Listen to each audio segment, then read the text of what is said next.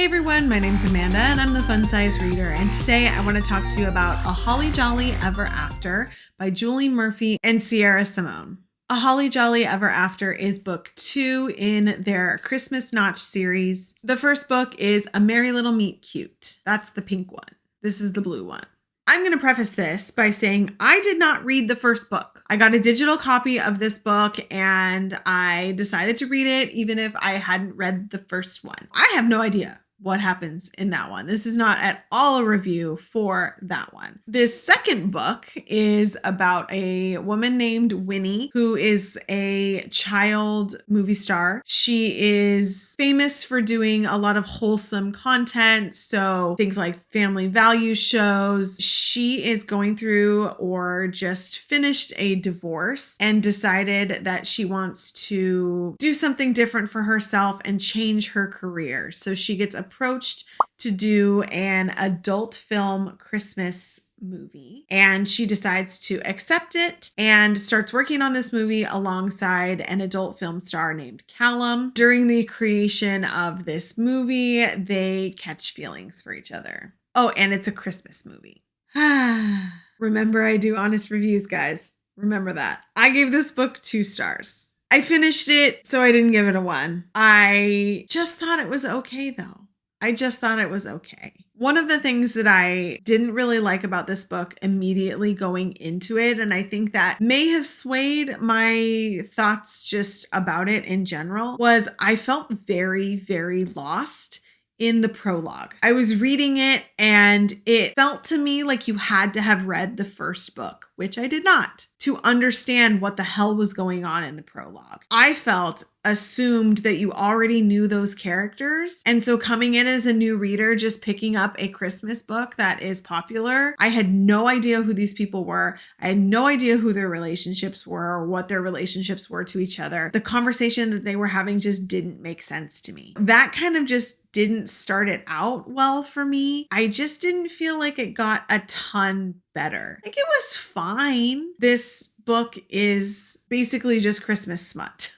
That's fine sometimes, but sometimes I'm just not in the mood. Like, I don't want to read that. And I just felt like this one was a little bit over the top too much for what I expected out of a Christmas book, especially because it was a full length book. Like, it wasn't a novella. I've read books before that were novellas that were basically Christmas smut and they were fine. This one was a full length book. I just didn't expect that. I should have expected it based on, the topic. It was fine. It was okay. It was okay. It just wasn't for me, I guess. And that's totally fine.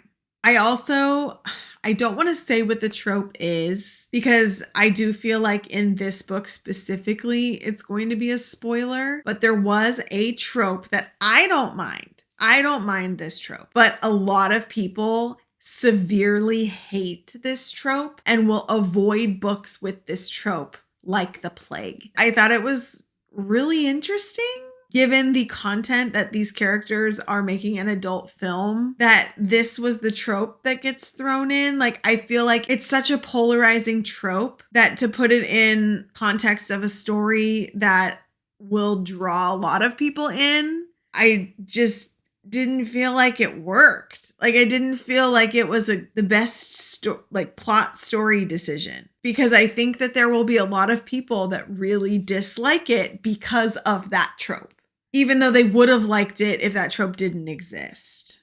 That's just my thought on it. I don't know. Like I said, I just thought it was okay. So maybe that didn't bother people. Maybe I just picked up on it. Like I said, I don't dislike the trope. So because I would categorize this book as a smutty book, this is a 5 chili peppers on my scale. The plot was spice. Spice was the plot. Should have been known as adult film making storyline. So yes, spice was the plot. I know there was supposed to be a lot of character development in this story, but for me, it just kind of fell flat. I didn't dislike it, but I didn't like it or super connect to it. And again, that it could just be me, could just be my experience going into this story and these characters. Other people could love it, and I hope you do. But I also partly wonder if I felt this way because I didn't read the first book. you know, if I felt so much in the beginning that I should have read the first one before going into it, maybe there was more that I just didn't get, more behind it that was not hitting for me because I didn't read the first one. Because a lot of the characters did cross over, like more characters came in throughout the book that were from the first one. So it was very interconnected. And I don't know, maybe I just